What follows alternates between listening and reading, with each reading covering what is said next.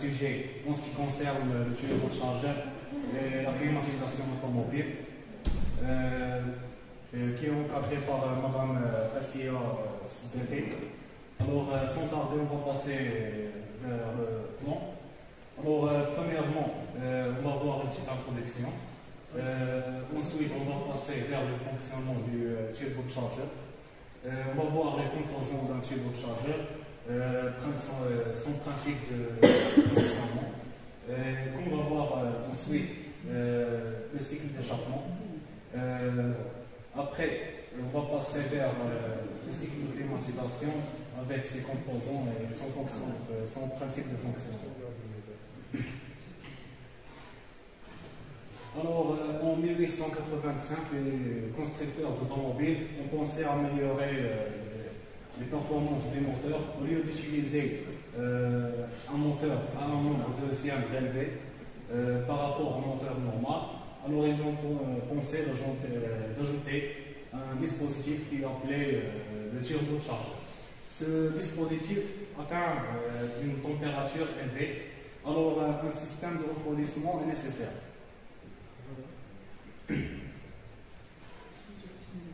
Alors, généralement, le turbochargeur se compose de trois parties principales.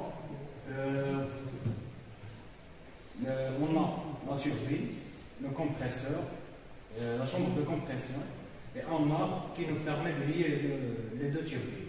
Mais vous pouvez toujours ajouter un filtre qui vous permet de filtrer la poussière. Alors, pour le principe de fonctionnement d'un turbochargeur, le turbochargeur a 4 entrées et sorties. On va traiter la partie en rouge. La partie en rouge est liée au moteur thermique.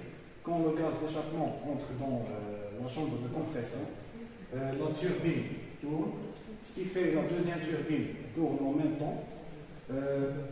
Quand la deuxième turbine tourne, il fait aspirer l'air de l'extérieur de l'automobile et il les met vers le radiateur. Alors, quand le moteur thermique renvoie le gaz d'échappement vers le turbochargeur, la turbine tourne, et ce qui fait qu'il aspire le gaz et il le met vers le radiateur. Le radiateur fait refroidir ce gaz et le renvoie vers le moteur thermique. Alors, ce qui fait le moteur thermique entraîne une meilleure performance car on met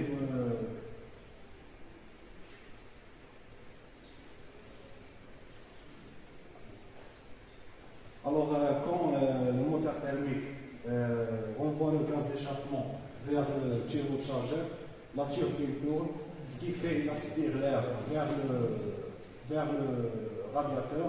Le radiateur renvoie vers le moteur thermique, ce que nous donne une meilleure performance.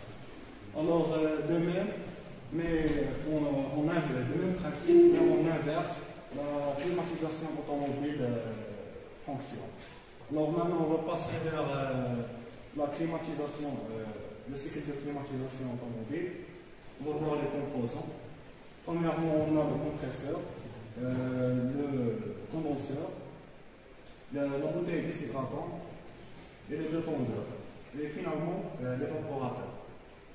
Alors, pour le cycle de climatisation, le cycle débute du compresseur. Le compresseur renvoie le liquide vers le condenseur comme un gaz.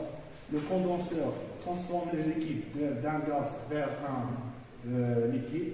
Le liquide va vers la bouteille déshydratant qui nous permet de filtrer ce liquide. Après, il le renvoie vers le détendeur. Le détendeur pousse ce liquide dans l'évaporateur qui le transforme en un gaz et le met une autre fois à le détendeur. Le détendeur renvoie le liquide vers le compresseur et le cycle se répète. Alors, merci pour votre attention.